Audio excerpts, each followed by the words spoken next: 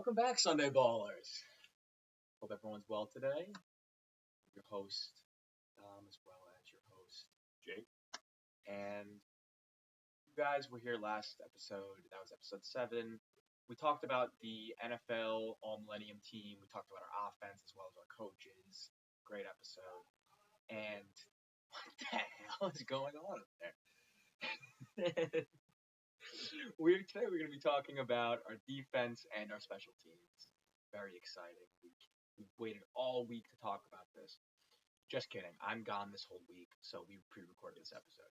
Because you can tell by the same clothes we're wearing. Someone would catch on to that. Maybe they wouldn't. I don't know. I mean, maybe we just have to say it. Girls do have the same pair of black leggings. That is true. Yeah, I mean, we do. Yes. I wear my Dale Earhart Jr. shirt like it's my black leggings. That's the thing. I read my Steinberg Pride both men's and women's lacrosse teams. Go Wolves! Honestly, Wolf is a real animal. Is it? Yeah. Do you think the deep can talk to sea wolves? Possibly, actually. I do think because they are father. I know, that's what I mean. Well, they're partially. I don't know more amphibious. Actively, I don't know. I just know they're from. I just know they're native to Alaska. Interesting. Yeah, sea wolves. I know, terrifying. Imagine that. You're just in the water, and all of a sudden comes this fucking wolf. He's gonna eat you, and he's swimming. Yeah. And then he gets on land, and he chases you down. Bye bye. Okay. That's like the thing about polar bears. That's why they're terrifying. Okay. I think it's literally like if you see a polar bear, it's over. Just say a prayer. No, that's the thing. Like, I don't just think they do both. Yeah, it's very impressive. Like being aquatic and not just do both, but be a killer on both. Yeah, it's very. Penguins are cool, but penguins just chill. Polar bears murder. You like seals? Seals are dope. They get big. Walruses be. Be nasty. Walruses be nasty. Yeah. Well. Anyways. anyways. We're not experts on animals, but we know which ones are cool.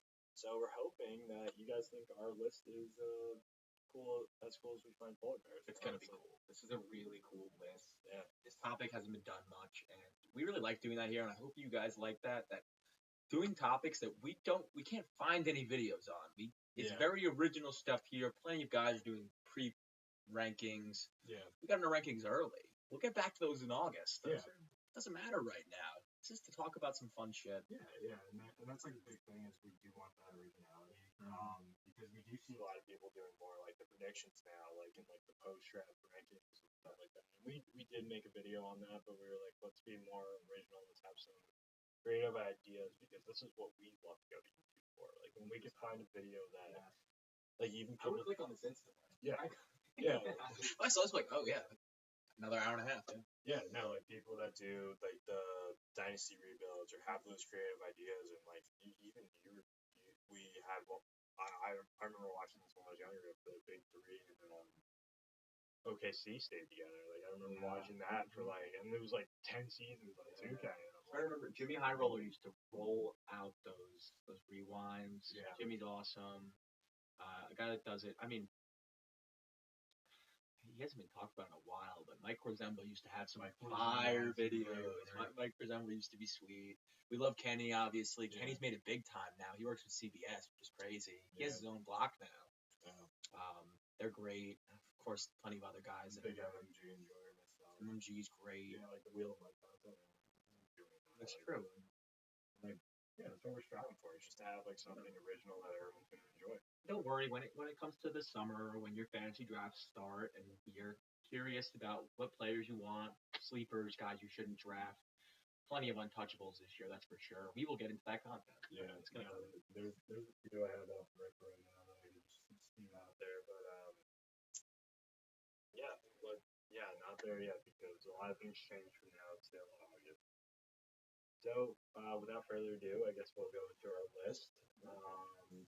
Should we start at the front and move all the way to the back? Yeah. I think we start with the front, and that's just the order that I have mine in general. And we might have different kinds of defenses. I mean, we did set the regulations to be more like a man-style ultimate team setup. So 4 defensive linemen, 4 linebackers, 3 corners, 2 safeties. Yeah, that's That's what we have. And then after, we'll talk about we have a punt returner, a kick returner, favorite kicker, and our favorite punter. Yeah. The kicking specials aren't as exciting, but everything else is wow. I mean, this is a riveting episode. And I can't wait to get into our returners later. But we'll save the dessert for last. That's for sure. Those are a little sweet. Those are a little sweet to start off on. You can't start off on Hester. You can't. Yeah, because we started off with coaches and our offensive side.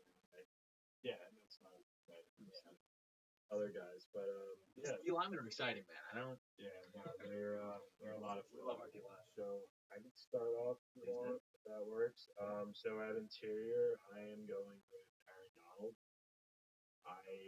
He's my first D tackle, and I think he is by far and away the best defensive tackle that I've ever seen. He might be one of the best defensive players I've ever seen play. And just the long, like, he didn't play like a super long career. I think it was about 10 years. But when he was playing, like, just to be like an interior guy having multiple 10+ sacks, that was insane. There was a few podcasts that I've seen with like interior offensive linemen and even the tackles just discussing how they were game planning for Aaron Donald. Remember Jason Kelsey was telling them, they're like, we're not going to block anyone else. We will triple team the whole game and just let our tackles go one-on-one.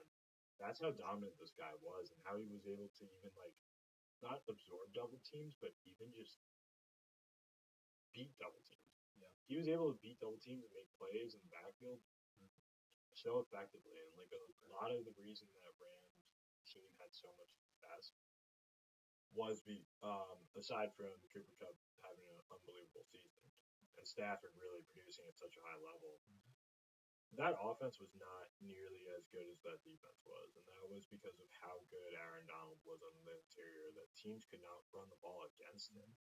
He was the difference maker, and a lot of that Rams team was fairly dependent upon their superstars and their best players. He was the guy that stood out, and he has 3 Defensive Player of the Years, 17, 18, and 20. He also has 8 first team All-Pros. That's insane. In like 10 years. 8 first team All-Pros. That's the most we have on this list in general, the whole entire thing. That's crazy. So dominant, so crazy, especially not for being the biggest guy. He's 6'1" on his best day, but we talked about this with the Kelsey thing. And they're actually very similar players, size-wise. You know, the center and the nose tackle. Obviously, it's opposites that are together. If you love watching trench tape, watch them play against each other. Solo. Yeah, watch a few of their games play against each other. It is so mechanical. He can pick up dudes. It's really crazy how he dishevels. These are not random dudes. This is not a GameStop employee. No. My man is through 6'7", 330, and he is up. He is now off the ground. It's nuts, and he'll do that with multiple guys. It's crazy. There's been some really great defensive tackles, and he's the only like interior guy that I put on this list because like pure interior. Warren Sapp was interesting, but he's more early. He has some say in the 2000s. 2002, he was on that Super Bowl roster. But Chris Jones, Dexter Lawrence, all great guys. Ndamukong Suh could be right there. Haloti Ngata. But Aaron Donald is far and away the best. He was just a double-team magnet. He was so good. He's not just a pass rusher, but a run stopper. And great at reading, great off screens. He is the best D lineman on this list for me. There's a guy that's really close for him at end, and that's my number 2. That's J.J. Watt. J.J. Watt. And he also has 3 Defensive Player of the Years, and his stint of pure dominance from 2012 to 2014, I believe. It's insanely impressive. I mean, let's be honest here. It's 3 defense players, 12, 14, and 15. He's a 5-time All-Pro. He's got multiple seasons of 20 sacks. You even remember that really big MVP push he had. Insanely impressive, and he probably should have won it. He had receiving touchdowns that season. You said, what was it, 6 total touchdowns? Yeah, I think it was 6 total, 3 defensive, 3 offensive, something along those lines. It truly is crazy. Like, genuinely, 20 sacks in both 12 and 14. Nobody's ever done that before. It's J.J. Watt. He's the best He's my best defensive end of the 21st century. Yeah, so I have him, kind of how I'm planning on setting this up is still 4 defensive linemen, and I did have Morgan Staff at one point, but I feel that even lining up J.J. Watt in like a 3-tech is still going to be just as efficient, especially how good this line was. It was so impressive. Like, to have a consideration for MVP as a defensive player, let alone, and not even not even just pure edge. He was on the field being one of the best run stoppers in the game. And that's kind of why I have, like, if I were to line this up, I'd put him at, like, D tackle, too. Yeah, so, and I was considering Morgan Staff and putting him on the edge, but I think he has so much more value, whereas if I were to line up the other two guys that I have on my list at edge rusher, it would be possibly more effective than having JJ out there and really having him line up not even a hand in the dirt, because I think that's where he plays his best football is in the trenches. I know. I love him. So my two edge rushers, I playing this a little differently than you are. I can imagine, because one of the guys is considered more outside linebacker than anything else, but I just see him as pure edge. So the first guy is going to be Myles Garrett.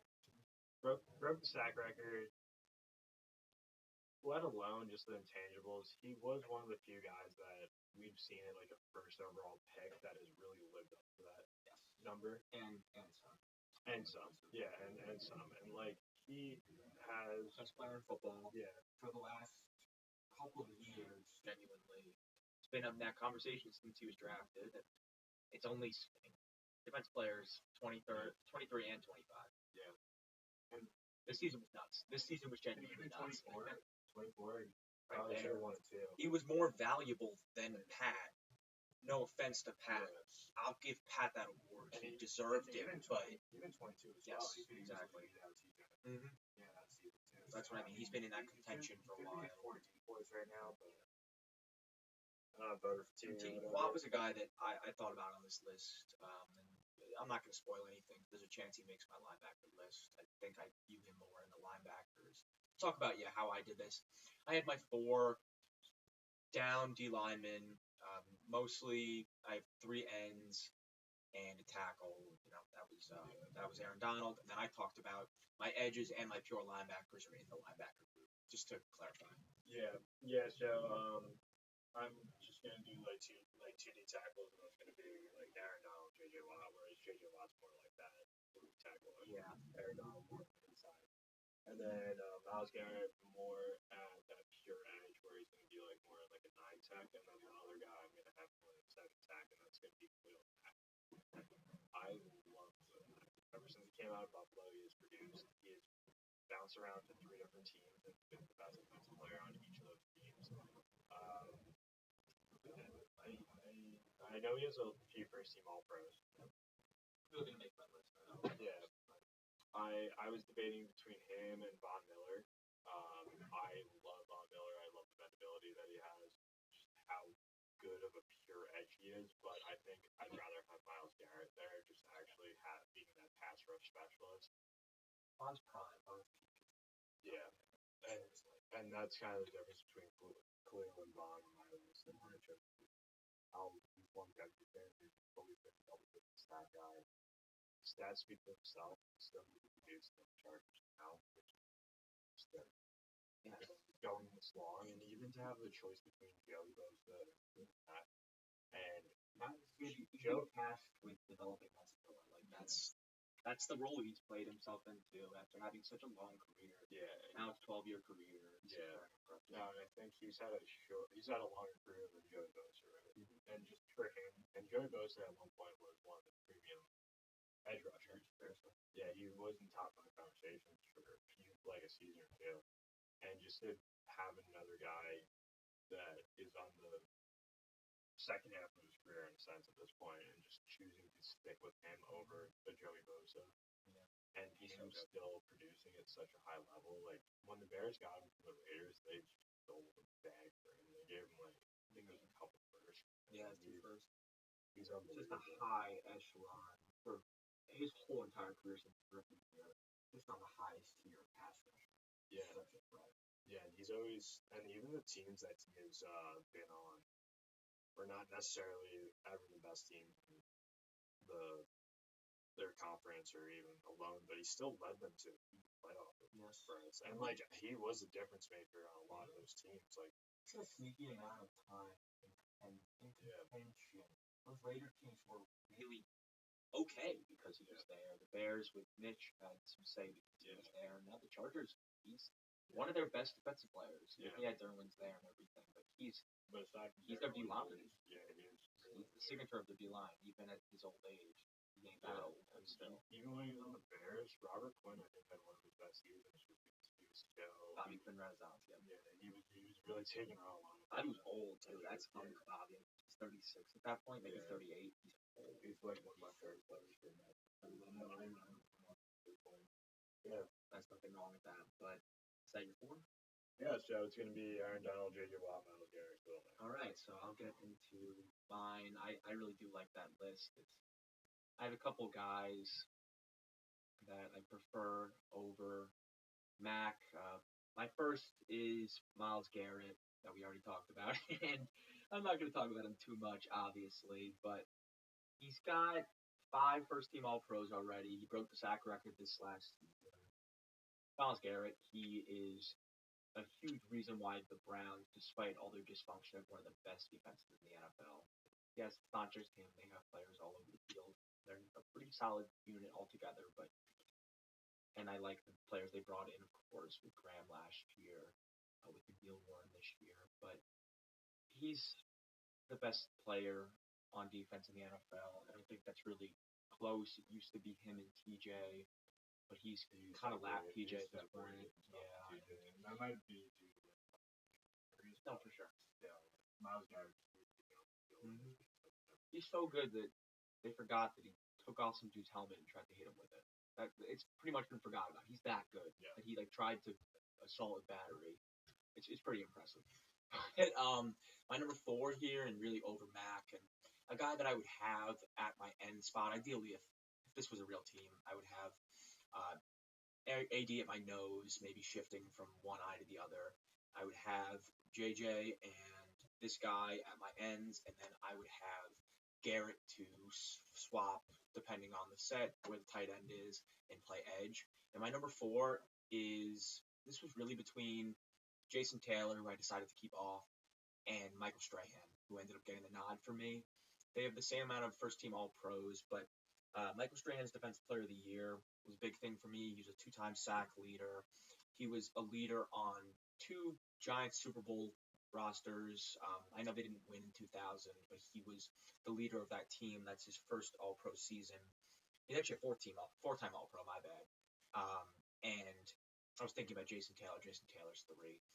But he won a Super Bowl with the Giants at the end. He led us into that period of gold, I will say, because it hasn't been the same ever since. The D-line was the signature of our team. It's the Big Blue Wrecking Crew. It's my social on a lot of stuff, BBW Wrecking Crew. It's just funny that there's a start of that's a little funny as well. But BBW?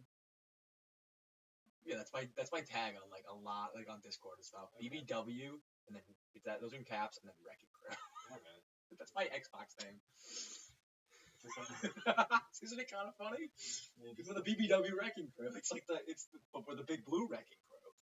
Different strategy environment. See, that's the whole point. It's a double entendre. Okay. But sorry. What am I, the Iceman? Put the heat to his face, giving flashbacks to D. Wade. Okay, but yeah, Michael Strahan's there, and because of his peak, because of his 0-1 season, winning a Defensive Player of the Year, but he had the sack record before this season, and yeah, I know that people have talked about Brett Favre taking a fall, but he still had an excellent season to break the record in general. And it is impressive to me how much of a leader he was for those 2 Super Bowl runs, and how he was able to usher in the Big Blue Wrecking Crew from his era into the next, to develop Justin Tuck to become that leader of the new one with Matthias and JPP and Ozzy. Those guys would have never been that great if Michael Strahan didn't set the precedent. And yeah, maybe I'm a tad biased, but he gets a lot. He's underrated for how much credit he should get for those 2 Super Bowls for the Giants, even though he wasn't on the last roster. And that's why he gains that 4 spot. And as much as I love Khalil Mack, it's the difference in winning when it really counts. No discount to Mack, as we said, he's had a lot of playoff time, but Strahan's an all-timer. There's no one else I'd rather have at that 4 spot. So yeah, it'll be Aaron Donald, J.J. Watt, Myles Garrett, Mike Strahan. All right. So we'll move into linebackers. I have so the way I broke it up was I was going to do two thumpers, 2 guys that I kind of want being more downhill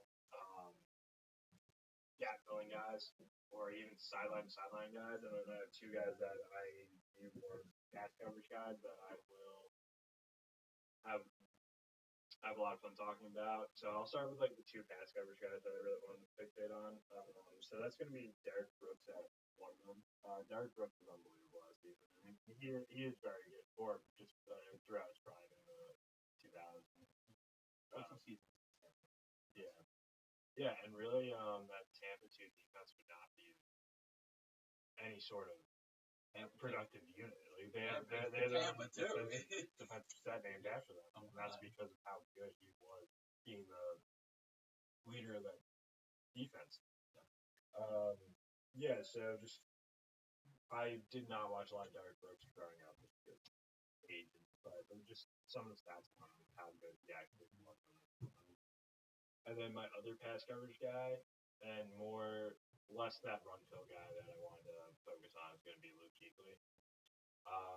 I love Luke Kuechly. He is the reason I wanted to play middle linebacker so bad in high school and just throughout my entire life. Superman and just how he wasn't the best athlete on the field by any stretch of the imagination, but just how effective he was at being a quarterback for the defense and how well he studied film and how he just conducted himself in that team role was so impressive. It was something that really hadn't been seen at that point, and it really changed how people watch film on the defensive side of the ball. And I feel like a lot of how good defenses are now and how productive their units are is how intensely coordinators and players are watching film and fixating on small indicators that are not necessarily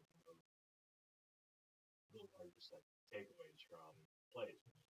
Whereas like Kuechly was highlighting pretty much anything that happened pre-snap, and he was able to indicate what happened to his entire team and communicate across the entire team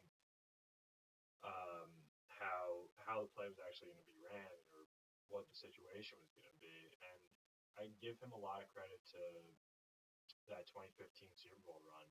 That defense was great across the board with Josh Norman having such a breakout season and Thomas Davis being so efficient, but I do put a lot of that success on Kuechly, how good that defense actually was.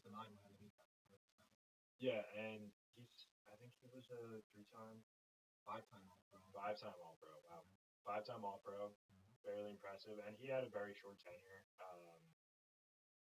So he All-Pro every single year of his career and won the Big Four in the second season.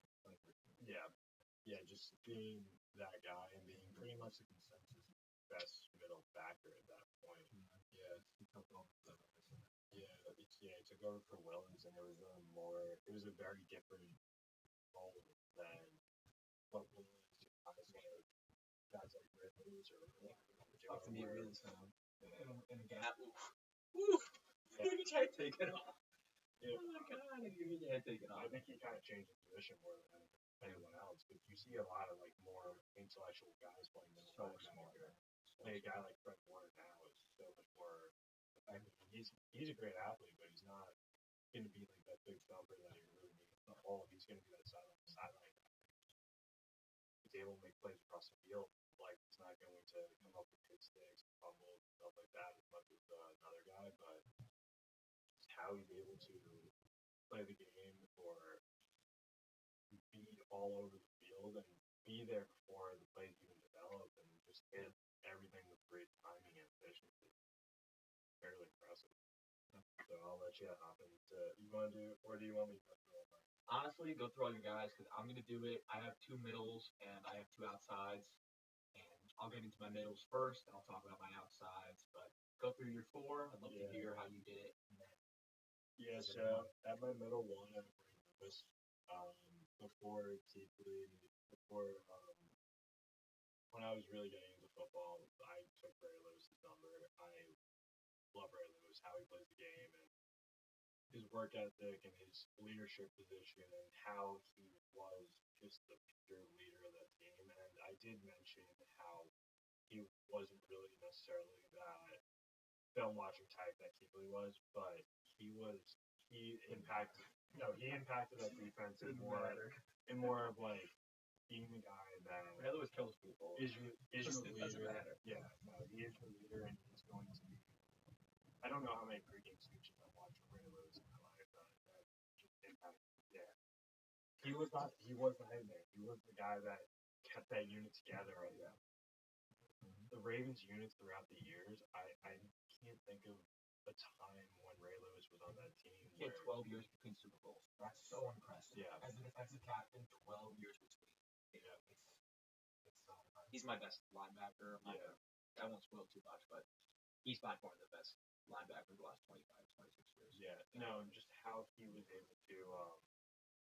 That Ravens defense was always something that come playoff time, we were always talking about the Ravens having one of the best defense. And like them and the Steelers were always in consideration for those two. Like they were always the guys that were they were always the teams that we were talking about having like some of the best defensive units, and that was because of how much of a leader he was. Yeah. And I feel like that's like a big difference between like the Steelers and their unit was the Steelers had great guys across the board, really, really great players, but the Ravens had like their 3 guys. They had Suggs, Reed, and Lewis, and Elvis Dumervil. Yes, Elvis Dumervil. I love Elvis Dumervil. But just to have 3 guys. Names in my head all the time. Yeah, no, I was proud of it. And I can't talk about him, but I just want to say Elvis Dumervil. Yeah. That's what I'm naming my kid. Yeah. Very, very sentimental name. Elvis Dumervil with Rickshaw Ferguson Sarno. There we go. Yeah, no, and just to have like 3 guys at each level that were consensus top 10 guys every single season is keys to how a great defense team is now. So yeah, no, I have Ray Lewis as my linebacker. You in the 4th spot. I got Urlacher. I love Brian Urlacher. But he was one of the main reasons that they were there in 06. And I kind of broke it up in like more sections.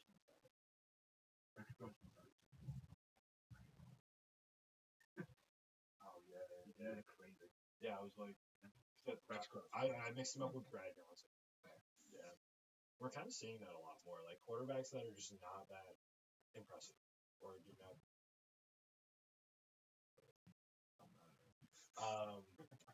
Yeah, just like, and we're seeing like a resurgence of that, where like quarterbacks that are not really that impressive are making it to Super Bowl, and that's kind of like I feel like brought to by great defensive units. Yes. And I feel like we did see this a lot in the early 2000s. Where it's like, yeah, no, and even like some of those Niners teams with Garoppolo and just yeah, but Urlacher, it's more like that thumper type that's going to light someone up in the hole, and just this intangibles alone, just the size and how he has produced over many years, and how he was that guy that really led that Bears defense.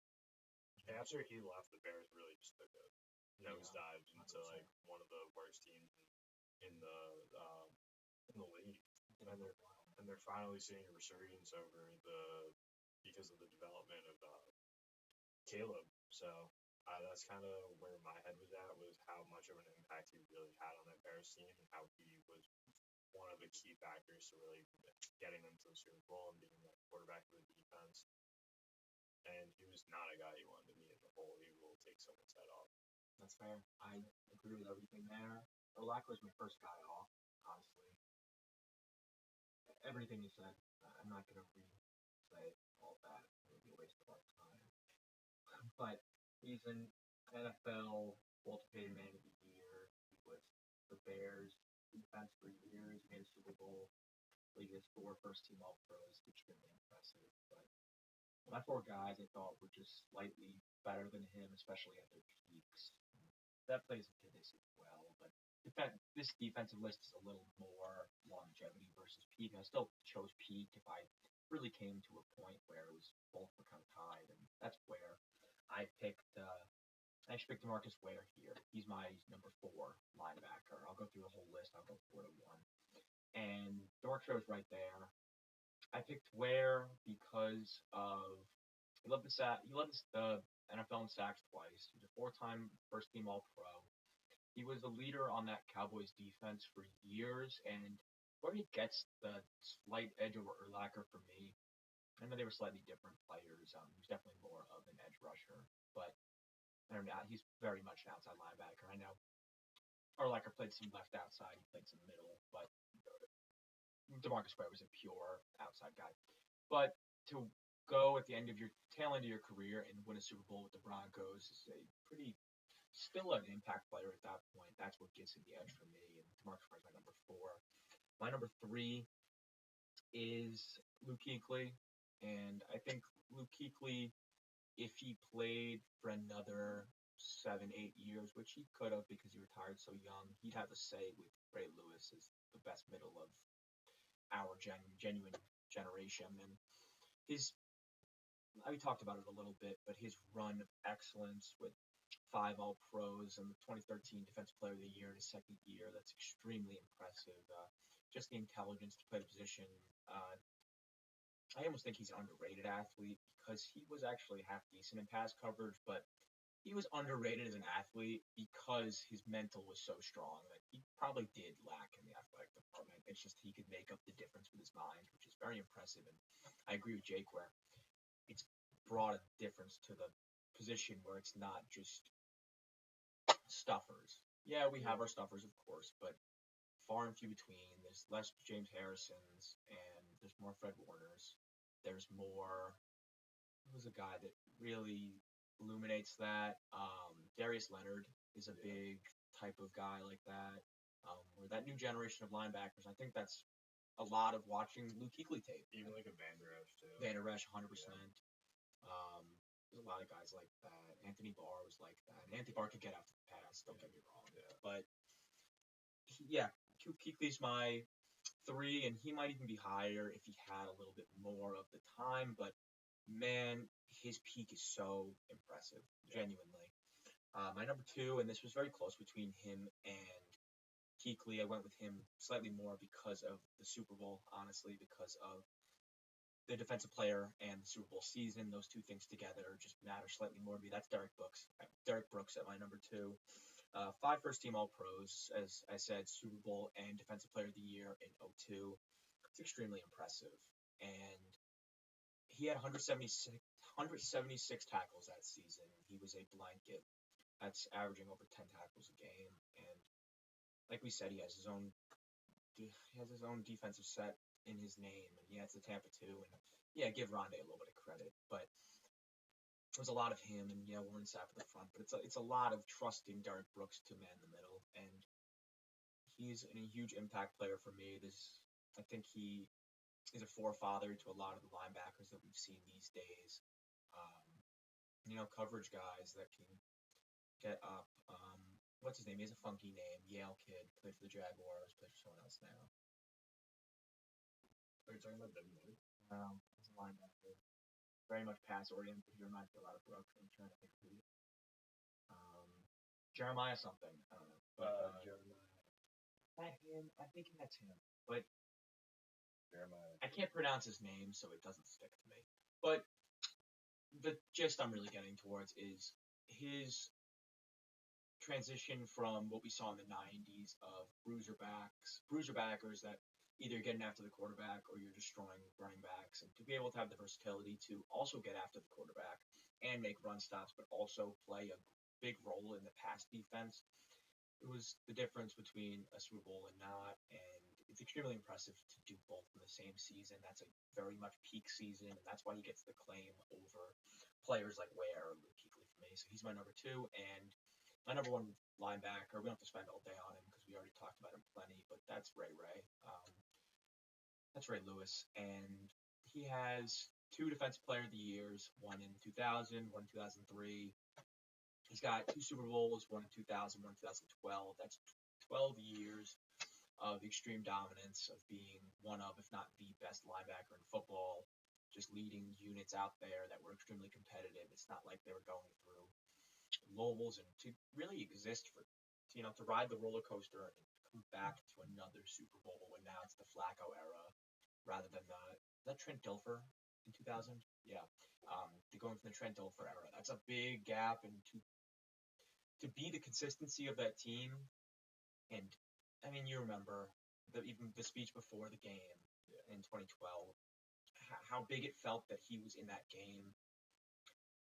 He's an insane difference maker. He has 2 Super Bowls to his name that he deserves a lot of the credit for. I won't say all of it, but he deserves a lot of the credit. As much as I love Jamal Lewis, he deserves a lot of the credit. And he's by far the best linebacker of the Millennium. So that's my list. Okay. We'll hop into secondary. Are the safeties first? Do you want to do corners? We could do. I was feeling corners, but it really depends on what you want to do. Yeah. So at my corner 1, I have Charles Woodson. There's Charles Woodson. I did not get to see a lot of his career just based on the time frame, but I did see the 09 Defensive Player of the Year. Just like an unbelievable pass coverage guy, and he was really able to do it all. And corner is one of those positions where there are a few guys that are just very good at one thing, and that's either like pass coverage or being more like a striker position. And Charles Woodson was one of those like versatile threats that was able to come up and actually be very effective in run support, as well as be a lockdown corner as well. So, and he really, really was a factor on that Packers Super Bowl run, which there were a lot of guys on that team. I think Cole Matthews was there. Yeah. Even that might have been early. I love Woodson because he wasn't just a pass guy. He also got after the quarterback. Yeah, more like that versatile guy that we're seeing now, like Nick Emori, Kyle Hamilton, more of that role. But yeah, just being able to kind of do a little bit of everything. Yeah. And then I'll talk right now. We can go down the list because Woodson's also my number 1. I really love Charles Woodson. The 09 Defensive Player of the Year is extremely impressive. I feel like I remember that tail end of his career when he retired.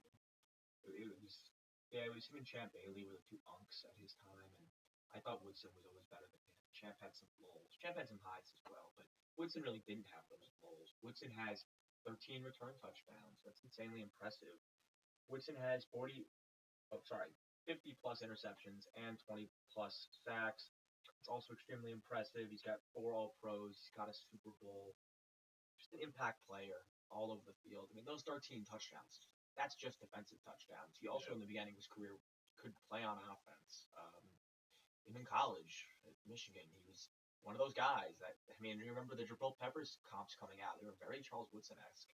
And while Peppers didn't live up to it, Woodson did. Going from Heisman finalist to being the best cornerback of his generation, I think there's guys that have a say at him. He won it, didn't he? He beat out Manning, right? Yeah. Wow. Yeah. Wow. Yeah. Yeah. No. We should see him next week, I believe. Yeah. But yeah, that's insanely impressive. I thought he was just a finalist, actually. No. The Manning and I didn't live. I wasn't alive then, but fair. No, I was looking up like because I was like, who did Manning lose to? Because I was showing someone him conducting the Tennessee band. Yeah, I was showing someone that, and then they were like, oh, he definitely was. Who won?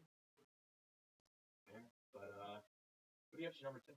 My number 2, I have Ty Law. Yeah, I like that. Yeah, it might possibly be a product of just how good of a defensive coach that Belichick was, but to have 3 Super Bowls at corner, I mean, yeah, just because of how, and there are guys, like, we're going double interior, like, we talk about, like, Warren Sapp, Chris Jones, we're just shooting more does have a tape there. Gilmore's gonna go to his time. Gotta be boy. Yeah, but just Gotta be boy. Anyone with a deep boy gets to stay on this list. There's only 25 of them, 26 of them. So you gotta give respect where it's due. That's why Ray's got 2 of them. Yeah, That's crazy. No, I know, and So does Garrett, yeah, man. yeah, Exactly. and Donald and JJ Watt. Yeah. 3. Yeah, no, That's a lot of them, man. at that corner, there's not a ton. That's 10 of the defensive player of the year. We talked about this, we talked about Gilmore, we talked about Sherman. None of those guys will make my list. Sherm is a great say. Sherman does have a say. Peak wise, Same as with Ty Long, because he was that guy that really away a full side of the field, and Belichick loved that out of the guy. He actually really appreciated that more than anyone else, because the Patriots defense, especially watching them over the years, they made sure your number 1 guy did not beat you, and especially in that generation over in the 2010s and the 2020 or in the 2000s, 2010s era, it wasn't like a lot of teams were just building a ton of versatility and having like a lot of different guys do a lot of different things. Yeah. Belichick was really intelligent by making one player just do absolutely nothing. Because like there was a lot of teams where they just had like one guy, like even that Eagles Super Bowl, like T.O. coming up, like being that injured guy, he produced a lot because they really didn't think much of him. He did not think he was gonna play. He didn't get a shout. I mean, he was more. T.O. could get a shout for sure, but his 49ers season started, all of them. Yeah, so I have Sorry, T.O. Yeah, no, you're good. I have Tyler. Sorry, Alex, my bad. I have Tyler on my number 3. Just it'd be hard to like keep him off this list, especially with how dominant he was during those Patriots runs and how he did have that playoff success. There aren't a lot of guys that have multiple Super Bowls at the corner position that were really noteworthy, just because of how good he was for an extended period of time too. And he was a huge staple in that Patriots defense. Yeah. Do you want to? I would love to. My number 2, and this is a tough debate. So many guys that, like you said, that fit in this role, but I've decided to go with Woodson was this to an extent, but a pure coverage corner. Who is the guy out of the last 25, 26 years that I would take if I needed to lock down someone, if I needed them to not get a catch, if I needed them to get 9 yards, if I needed them to go 1 for 7 with 14, and he does have some performance like that, and that is Darrelle Revis. Darrelle Revis, despite not having a defensive player of the year, which is a shame because he does deserve it, there's plenty of windows in there where he could have won one. He has some insanely productive seasons. Going to the AFC Championship, that Osang season is insane, and I probably would give it to him over Woodson, but we're not going to get that going. But he's got 4 first-team All-Pros. He's got a Super Bowl with the Patriots to the way end, which doesn't get much credit, but it's still Super Bowl nonetheless. He was the quarterback 1 on that team. Those corners were disgusting. It was him, Brandon Browner. Yeah. And I love Revis, and me and my notes, I don't have much for him. I have locks, period. Because he just was locks, and there's no one else I'd pick on this list. The only guy that I could kind of see as a similar dude to him that might have a say, and he definitely has the longevity argument, is Champ Bailey. Champ Bailey doesn't make my list because while he has the longevity argument, he's got 11 Pro Bowls, he's got 3 All-Pros. Revis beats him in that argument, and I have to go peek here of who I would pick in one season if I wanted my number 1 lockdown corner. And as much as I love Champ Bailey, because he's a Hall of Famer, he's insane. I love Champ Bailey, seriously. But he does have some lulls between his career, and until Revis starts getting with the contract stuff and starts going through teams, he's on the Buccaneers, he's on the Patriots. But with the Jets, I think he's the best corner in the NFL. There's no one else I would take over him at that time. I think it's a shame he never got a Defensive Player of the Year, and he's my number 2. But my number 3, I'll get into it in a little bit because I want to hear Jake's first. Darrelle Revis. He's my There we go. Yeah, it's time between him and Ty Law. Yeah, just kind of more of the team success played a little bit of a factor here. Just how Ty Law was really just a pivotal part of Super Bowl contending teams, whereas Revis was a pivotal part of the Jets. And the Jets did make 2 AFC championships in his tenure with them, but the thing was the Jets had so many holes in the roster that he was really the guy. He was really one of the guys on the defensive side of the ball that really made that unit stand out more than anything. His 09 season alone, I think he went against some of the best receivers that we've ever seen. I wish you could pull up the graphic right now. Yeah, just off the top of my head, I know he had to play Randy Moss twice. I know he had to play T.O. twice. I know he had to play Michelle once. So who else went through that? Miami, maybe Brandon Marshall twice if it was Miami. But that 09 season, I don't think he let up over 40 yards to any of those guys, and some of those guys were first ballot. Like Randy's gonna be first ballot. I think he played Steve Smith too. Yeah. So just that he was able to just shut down. They make AFC championships, man. It's very impressive because it's the Jets. I give them almost so much credit for those AFC championships because of the Jets. That making the playoffs is just as impressive as it's been forever, man. Probably the Chiefs winning the Super Bowl. Is that their last playoff appearance? Or no? Yeah. I think they have the longest drought. That's brutal. I think they have the longest drought right now for the favorite championship. That's crazy. Yeah. It's something like that. But yeah, no, just how effective he was, especially being more like an undersized guy, and just his ball control and how he was able to shut down your number one guy like no one else we've really seen. And do it on a team that really wasn't that good of a team. Like, I mean, they did make the AFC Championship, and it was they were built in an offensive line. It's solid line, but they had no threats on offense. No. So even if you like Jeremy Curley, I like Jeremy Curley. It's just nice that you're not and that's I think why the Patriots ended up getting him later because of how much Belichick really valued just completely shutting down that side, your best guy. But he still produced. Yeah, and he produced it a lot on that Super Bowl team. He was our cornerback one. He was still playing at a very high level. I don't know if he really gets a ton of credit for that, or people really even. I think people forget about it. Yeah, really recognize that he was even on the roster, but that team, that Patriots team, and there were so many moments in that game that were really just ridiculous plays that he was not firing because he was shutting down the other guy. Even like that Jermaine Curse catch before they were setting up on the goal line. Another interception, wrong touchdown over KJ Wright. There were so many plays in that game that were just such highlights, and he was so effective at doing his job, and it really wasn't in the highlights. That's how it is. Sometimes it's better to go unnoticed at a secondary position, especially when you're a number one quarterback. Yeah, that means you're doing your job. Yeah. You're getting your stuff posted on Sports Center. It's probably not a good thing. Yeah, and we're seeing a guy that got drafted this year, Mansour Lane. Just love. Yeah, just how little. PS2's like that. How little we actually hear about them, how small their tape actually is. Denzel Ward. Denzel Ward's locks. Yeah, no one really talks about Denzel Ward that much. He is just blankets guys. It's unbelievable, and even that Gilmore season, it wasn't deserved. Yeah, he had a great season.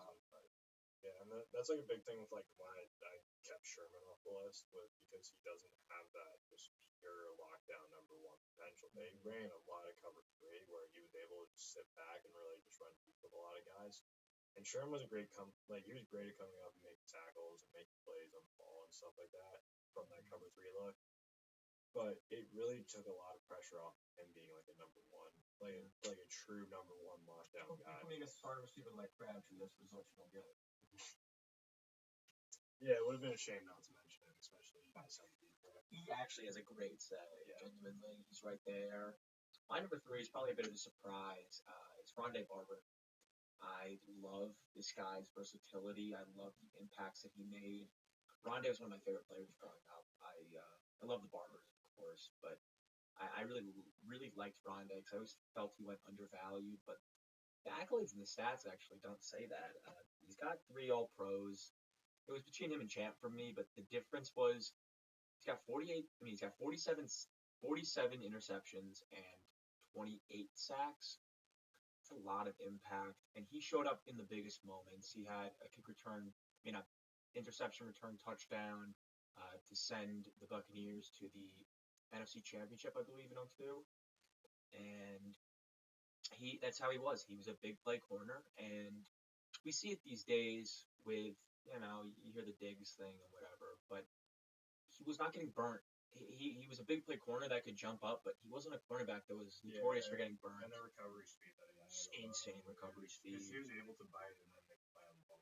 Like, he was almost a safety. That's like almost how close he is, and Woodson's kind of there too. But to be able to play a safety role at cornerback is extremely impressive to me. I value that a lot. If you're not a Revis where you're just locking down dudes and you can make an impact bigger than your position, that matters a lot to me. I really like Rondé. I think him and Champ are pretty neck and neck, and I think either one could get the nod, but I think their impact to winning football, especially in that Super Bowl run, is where he gets the nod for me. Yeah. Okay. And then we can hop into safeties. Safeties. So I have three guys that I'm like neck and neck with all these three guys, and for a variety purposes, I'm going to stray away from one that I think should be.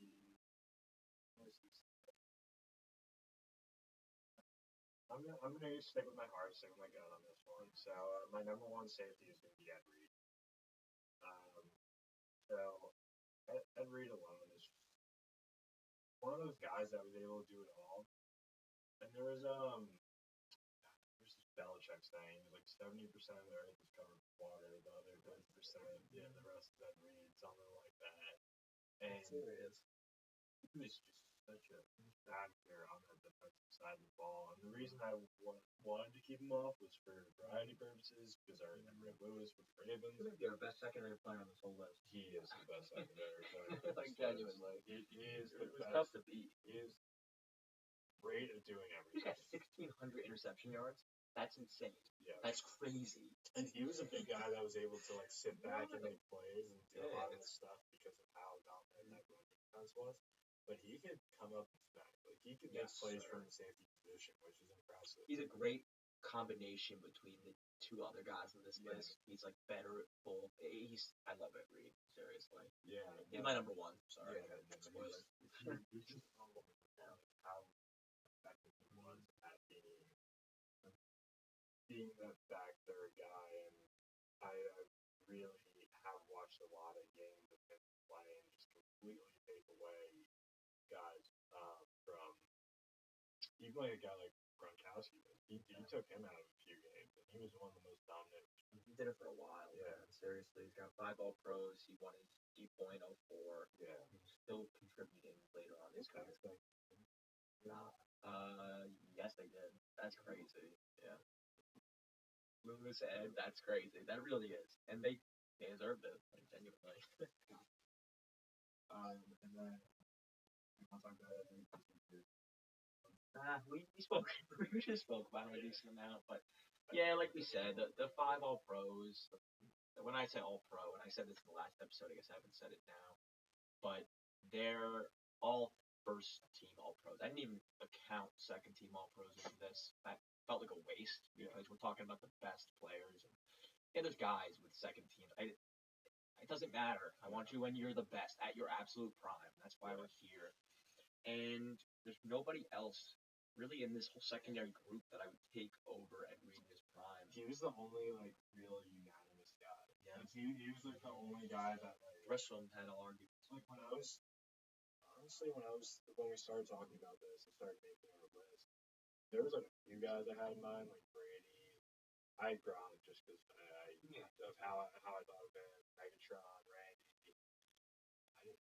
AP and LT were my locks. AP and yeah, like Ray Lewis, Mill, Kuechly, Mill, Garrett, guys like that. AD, but Ed Reed was in that conversation. Like Ed Reed, like immediately, like when I started thinking of safeties, he was the first guy I thought of. And my next guy is gonna be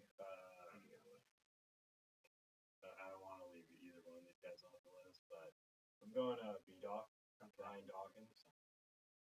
He is the guy that's torpedo. And, like, the reason that I really wanted to go at Reed first was because he's more that coverage guy. Brian Dawkins will take someone's head off. He is terrifying. That's literally weaponized. He is one of the most terrifying, most weird defensive backs. Like, it's fire. It is crazy. He's the only dude that can make the dog thing look cool. Like, genuinely. It looks stupid when everybody else does it. It looks cool when Brian Dawkins does it. I'm gonna take so. God has chosen me for this battle.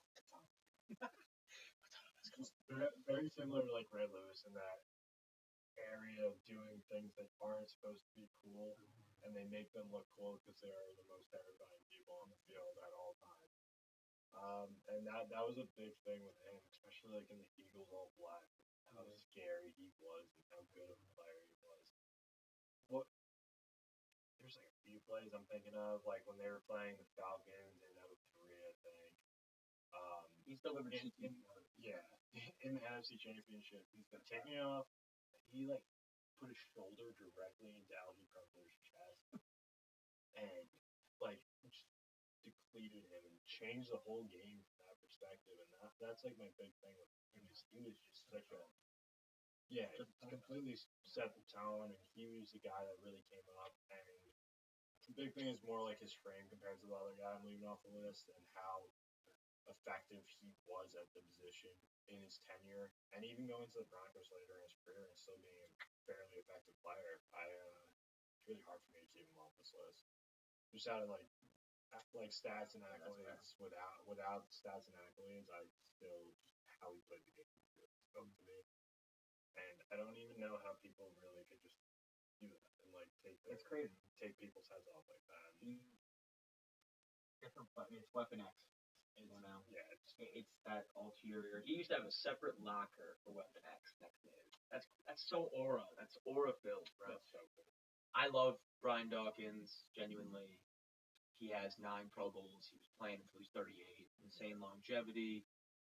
But I went peak here, and I think Troy Polamalu has a higher peak than Brian Dawkins does. I think that was only the headlights.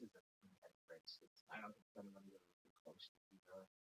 Earl Thomas, maybe? Earl James James? but I'm still think Weddle is more insane. Weddle, interesting. I like Weddle for sure. John Lynch is right at the end. Yeah, John Lynch. But yeah, I'll talk about Polamalu. It's the peak. It's the 2 Super Bowls. It's the McCourty, yes, but we're not talking about McCourty. Landon Collins has more to say than Devin McCourty does. But yeah, he's got the Defensive Player of the Year in 2010. He's got 4 All-Pros. He was an insane difference maker on stacked Steelers defenses. Don't get me wrong, they had dudes, but 2 Super Bowls. Polamalu was so smart. I love the my favorite clip of his, and I guess it's not technically him talking, but it's the Pat McAfee clip. It's like Polamalu was gonna take his head off. And he knew it was going to be open, but he's like, I cannot. And just, if this guy's going to kill me. And, it was like, my God. We looked at all their film throughout the week. Like, It's supposed to be open. This is how they set up their special teams and stuff like that. And, this is how they set up their PATs. Like, if we go to the left side of the field, like, they don't This bring is your anyone play back. from And you have to outside. go, no, kick it. Yeah, and he had to call a timeout and actually, like, call it to be kicked. He was like, so afraid. He was like, for no reason at all, did not show any of this in any of the film we watched. He lined up exactly where I was going to run to. He was like, this was going to be so open. And then Troy just magically ended up there. And he's like, I'm going to die. Insanely athletic, insanely smart.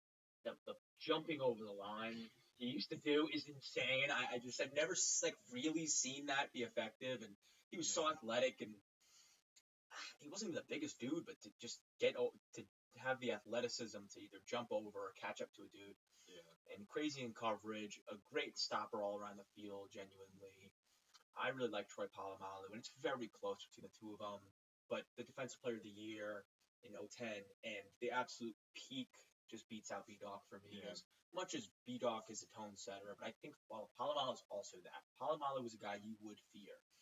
You weren't calling your mom and pissing your pants if you were to B-Doc, but he might have a bigger impact at the end of the day. That's the thing. It's the impact. You're not shitting your pants.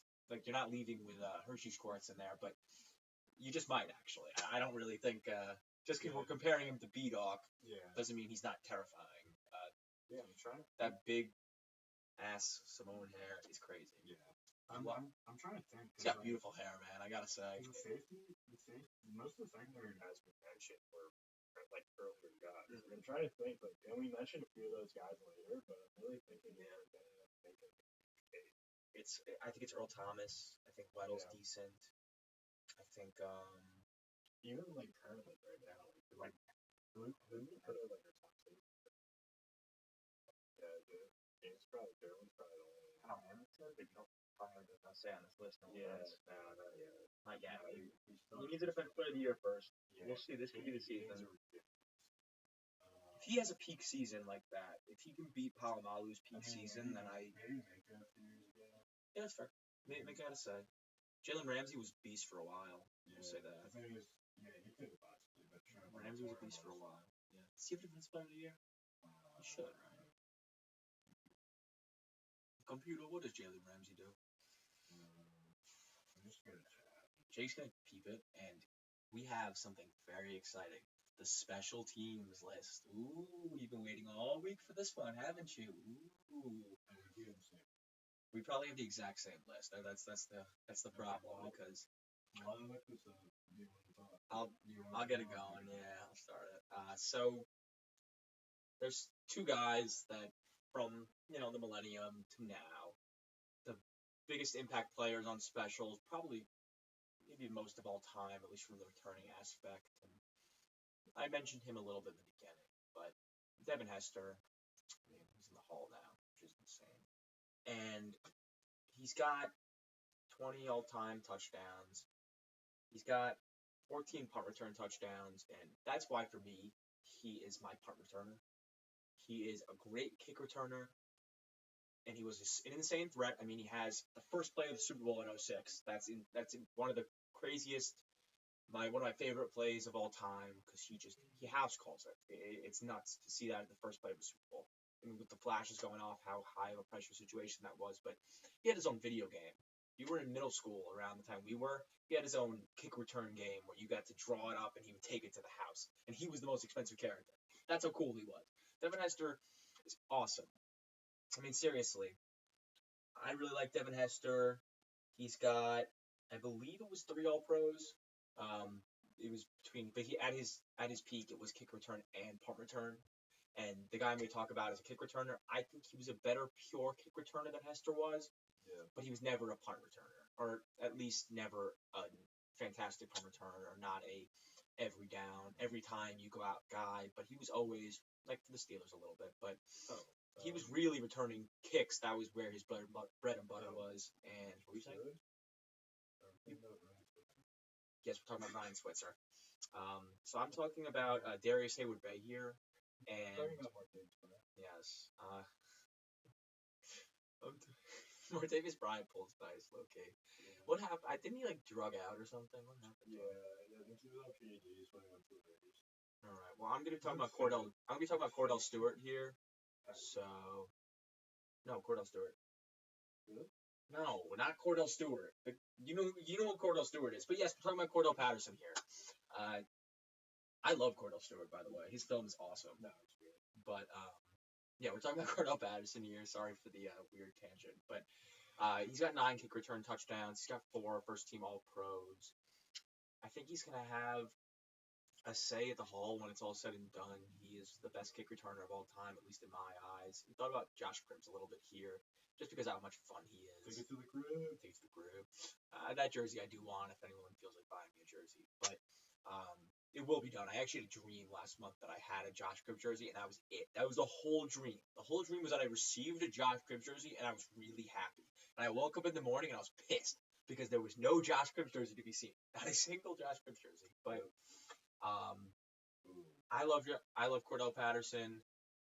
Not that he's just a kick returner, and that's what this is for. But he's also been an impact player on offense, something that Hester was not really able to do. Yeah, there's certain seasons where they did work him in, but Cordell has played running back and wide receiver in like real starter amounts. I mean, even as recent as a couple years ago with the Steelers, with the Falcons taking over their really RB1 role, which is insane. With the Vikes doing everything with the Vikes, insanely impressive. Very underrated player all time. But those are my kick returners and punt returners. Yeah, no, there's a few guys that I truly like, but number one unanimous is going to be Kester. Honestly, for both, it's kind of hard to keep them off. I had to give Patterson kick. But so I'm gonna leave as my one for both, and then for twos, I'm gonna make an exception. I think your last name too. Yeah, I will do the exact same one for you. Patterson and Cripps for the thing. Yeah. If I had a two, I would have put Sproles in my punt returner. Yeah. No, just because of how dominant Kester was, he's hands down one of the best. He is hands down the best special team player of all time. I mean, aside from like kickers and stuff, but if it was up to me, there wouldn't be any kicking in football. But not playing soccer. Not playing soccer, are we? Not playing soccer. Yeah. So yeah, those are my two. Just Devin Hester alone. You said so much about him, but that Super Bowl kickoff return was one of the most electric moments in Super Bowl history. Yeah, it was absolutely beautiful. It was up there with, a guy that we could refer to that just had a really good peak, Jacoby Jones for the Ravens. If we're talking about Super Bowl kickoff returns, he is the longest. I think it was 109. Yeah, just ridiculous. But he's a guy that we could refer to. I'm a big Josh Cripps fan, just growing up in that era, just him consistently making the Pro Bowl every single year as a kick returner. Like there was no one else that really even sniffed that. His tape is filthy. He might have better tape than Patterson does. Yeah. Like, it's very much gross. I think a big thing with that is just because of how Patterson has never really been that consensus great special teams. He's always been a great special teams player, but I feel like there was a point like Cripps like that. That's true. I loved Patterson, but Patterson prime kick returner is gross. Yeah. Because he's not that fast, but he's ridiculously shifty. Yeah. Like, and then all of a sudden he's just gone. Yeah. And then bye bye. Like, and Cripps is like that too. They're not that different of players. No. They're very comparable to each other. It's really a flip of the coin which one you want the most. He gets the All Pro nod for me. That's really come at. But yeah. For first team is pretty big. Yeah, and we go into Super Bowls. Yeah, we go into kicker and punter. Playoff player of all time. Yeah, he unbelievable. Just how three. Did not just with the Colts, but with the Patriots. Yeah, very impressive. I thought it was 3 total, but it could be. If I'm not mistaken. No, 4 Super Bowls. Yes, I do have a run. 4 Super Bowls, and he had I think 3 game winners. Yeah. Three All Pros, the NFL's all-time leading scorer, the all-time postseason scorer, 238 points in the postseason. That's insane. That's genuinely crazy. And we're saying that his numbers are great, and like a lot of it is just because of how good the teams were that he was on. But he was such a factor in getting points and really especially if you've been watching football for the past 25 years, you have seen the Patriots and what they've done. Yeah. They win close games. Mm-hmm. That is their thing. They might not outplay the other team. They may lose the first 3 quarters, but they will make it a game at the end of the game. This guy serves flowers. And he's so clutch, man. Yeah. So clutch. And it was, the safety valve in the regular season. You have a guy that you can trust to knock down kicks, and Tucker was the only dude that got even a study at this. He was the only guy that really had. Robbie Gould has the counting stats, but in all reality, it's Vinatieri, man. Even in recency, if we're going, he's a kicker with a winning difference. No way, you know. The kicker's not really a position that really has a huge factor. All-time leading scorer. That gets it enough for me, to be honest. That's genuinely a crazy statistic. Yeah, but he was a huge difference maker on that Patriots team, and even the Colts team we moved in later. Even if we want to discuss recent guys, Brandon Aubrey's he might rewrite this. Yeah, that was the second guy I considered because I feel like Tucker was great, and Tucker it probably went Vinatieri, Tucker, and then Aubrey might be the next guy because he's pushing 70. Like he's pushing 70 yards. If he seriously breaks an area like this, Keeps going. That means they would line up the ball on the 53-yard line. That is insane. I've never seen teams Field goals like the Cowboys did the last 2 I've seasons. never seen fantasy drafts. Someone draft a kicker like that high. Like It's so impressive, and I don't even know where things changed because he had slowly been moving there. Prater had a leg and a half, but Prater hit 64 in Denver. Like there's a difference between Cam Little hitting a 68 in Jacksonville and hitting everything going right just to barely chip in a 64. Like it's crazy, and I don't know if it's clean technology or training or what, but I think it might just be the soccer players. No, man. I think it's just the footballers. I think that's what the difference is. I swear. Like Aubrey's range is unbelievable. And He just knows how to kick. He's been kicking since he was a year or two old. the thing is, like the Cowboys have very productive offenses, so he does get a ton of volume. I'm gonna just get to the 50. Yeah, you have to get past the field. You just let him attack. If the new rules, you're gonna make it 20 yards. That's wild. That's automatic offense too. No. He doesn't miss many of those. That's crazy. They started 35. Fuck this. Bring back 20-yard line, bro. I'm sick of this. I really get the injury thing, but if you're hearing me, Roger Goodell, please bring back the 20-yard line. It's been forever. I miss it. Yeah, it's just not.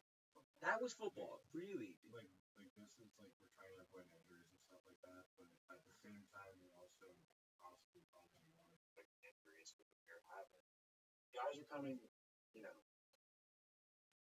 put in perspective, if you have a guy running 10 yards and you have a guy running 30 yards and they meet each other, the guy running 30 yards is going to cause some serious damage to the guy going 10. That's true. Yeah, It's dangerous. It's the most dangerous play in football. it is. It's always is. But it is also one of those things. There's really nothing like running down and kickoff. I have Yeah. to say, it's been a while, and I never got to do The it adrenaline is like that. I mean, but imagine that. Wow. Oh my god. I only got to do it a few times in college, and there's nothing like it, man. Your eyes just light up. There's nothing like it. You're flying ready to kill someone, and it sounds bad saying that out loud, but like that's kind of what football's for. I don't know, and I hate that it's kind of went towards a soft, move over the generations, but produced me, I suppose. Yeah, sure, come on. Just walk behind her. You can go do whatever. Yeah, sure. I'm on the podcast. Yeah. I thought that was a funny joke, personally. We were talking about our punter last fall, and it's kind of boring, I'll be honest. As much as I love my punters, I'm really not a big punter person, but Shane Leckler's got 6 first-team All-Pros. He's the best punter of the last 25 years. Not particularly close. He got sick. He didn't really do much on those Texans teams. There wasn't much success, but man, he could kick the hell out of a ball. He had the highest punt distance in the NFL, and it's very impressive. But that's kind of what we'll go with. There we go. This is what happens when I go to my parents' place for 2 days. I swear to God, this is what happens. There's a hurricane going on upstairs. We got a throughway coming right through here. I swear. But what do you think? Do you have a different punter? Riveting as that conversation is. I mean, I'm trying to think of any other guys really had to say. I thought Hecker had to say. Marquise King. Marquise King. I love Marquise King. It's like McAfee. That's more the vibes. But I feel like McAfee's not really that. I think he has an All-Pro. I believe I know he has a Pro Bowl. Yeah. But like, I was never like not the biggest punter, dude. Steve Weatherford was a beast for a while. He's right there, I suppose. I like Steve Weatherford. He's the Jack punter. I don't know. Yeah. Who else? Big We didn't mention Sebastian Janikowski. That feels wrong. it does. Yeah, Sebastian Janikowski, shout out. You're not on the list, but shout out. Yeah, no. Or even Trey Way was good for a while. Janikowski. Gostkowski was okay, but he was always overshadowed by Vinatieri. It just never really mattered.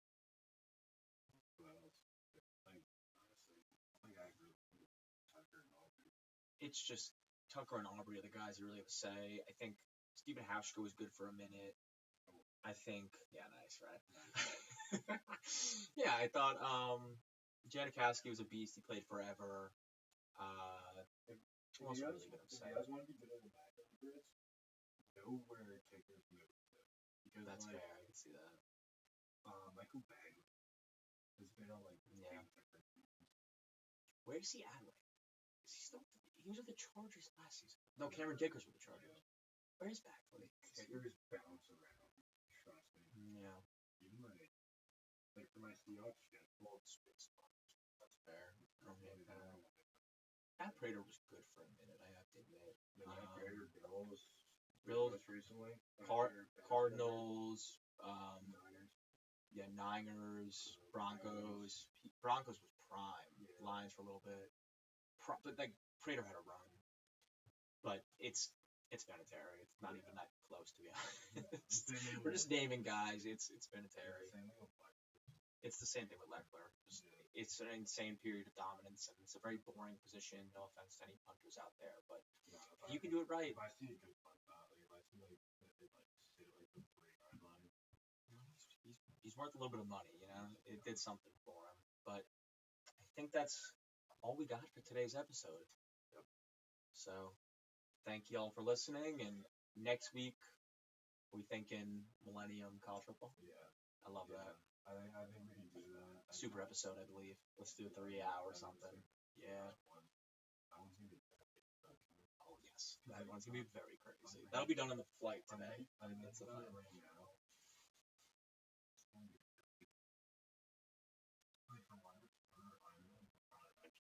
I'm debating contender. Like, very much Heisman counting stats, best seasons ever. There's some guys that have more Stats. yeah, there's some guys that do have stats, but I feel like some guys like how it's fair. Like that vibe alone, like Kelvin genuinely has to say, like, I loved Kelvin out Vanderbilt. So good, man. Yeah. Him and Jameis. yeah, they're good. Jamar has a say. Jamar totally has a say. Percy has a huge say. This one's gonna be like a lot less like Running backs. Oh, Sean Tucker and looking down. Yeah, obviously. Big Ryan Nassif guy personally. Trey Mason does actually. I like that. Trey Mason does. Melvin Gordon's probably gonna be around there. Ricky Williams, Mark Ingram. Was Ricky 99 actually? Yeah. Yeah. No Ricky. Yeah. No Ricky. Darren McFadden. Saquon's tough. He technically doesn't have like the premier. But we're going based on tape. I'm gonna at least reference some All Americans. I'm gonna have to. Yeah. If we're going based on because we're gonna look up like first and all. Pure tape. My tape is probably. Who's my tape play? Actually, that's probably my favorite. Who's my favorite running back tape of all time in college? I genuinely love the Sean Tucker tape. I really do. Like, look up Sean Tucker prime tape where he plays 6 in the Heisman. It's impressive. CMC's tape's great. I really liked Derrick Henry's is just downhill. I really like Donta Foreman tape. It's gross at Texas. Yeah. Like a good split of running through people's faces and running around them. Ollie Gordon's is very nice. Bijan's is gross. There's been some Bayou bastards. I definitely really love Lenny. Lenny was great. Lenny was gross. Not even. Darius Geis was pretty nasty. I thought Darius Geis was truth. So did I. Yeah, I really liked it. But I think we've already said too much. So so y'all have an absolutely excellent Sunday, and we'll see you next one. Deuces.